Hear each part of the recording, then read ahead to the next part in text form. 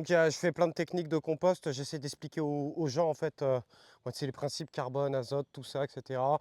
Et puis bah en fait ça c'est un peu ma zone stockage de matériaux. Donc voilà. Ouais, à mon autre terrain, j'ai des orvets, ouais.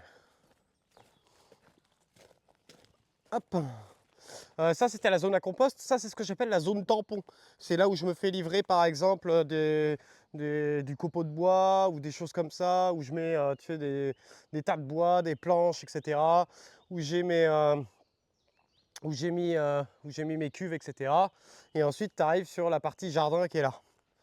Donc, dans mon jardin, évidemment, bah, j'ai essayé de faire plein de choses différentes. Tu sais, des fois, tu as des troncs d'arbres qui sont comme ça, qui sont juste pour les hôtels à insectes. Donc, je te passe, hein, mais nous, on a beaucoup d'insectes aussi. Les abeilles charpentières, les osmies, les machins comme ça. Tu as beaucoup de structures comme ça, et un peu partout, tu vois, j'ai des cailloux comme ça, etc. Bon, je sais que j'ai Riella qui aime pas ça, mais j'ai une spirale aromatique. J'ai une spirale aromatique, regardez-moi ce petit chat. Donc là-dedans, bah tiens, il y avait un lézard des murailles. Alors le problème, c'est que le chat, il va bouffer les lézards. Ouais, ça lui arrive. Le chat, il va bouffer les lézards, mais il y a plein de lézards des murailles qui se cachent là-dedans, tu vois.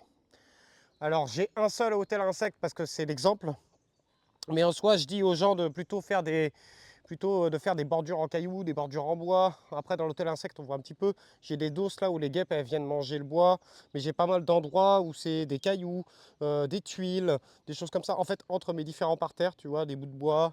Là j'ai encore un parterre avec des bouts de bois comme ça. Je mets des petits coupelles comme ça. Bah après moi ils me sont utiles pour les campagnols par contre. Les campagnols et les rats ils m'est utile, mais c'est vrai que c'est.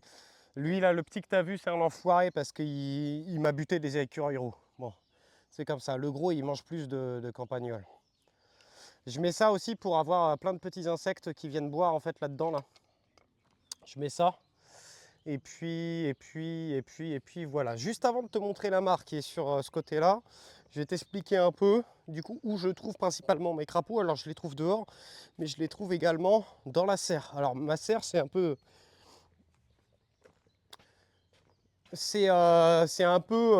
particulier. Je me suis inspiré des serres au Canada et j'ai fait ce qu'on appelle une serre semi-enterrée.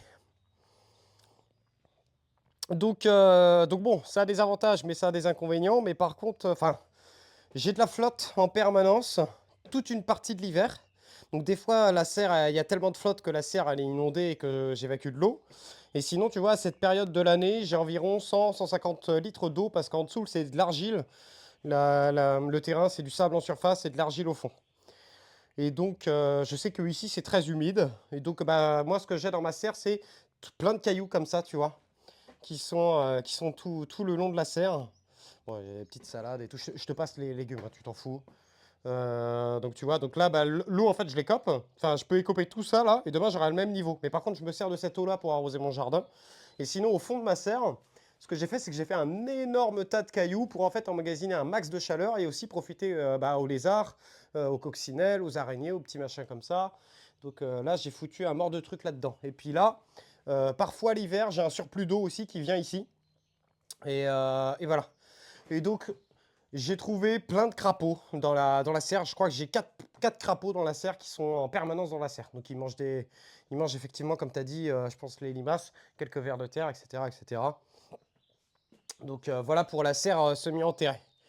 Voilà pour ça.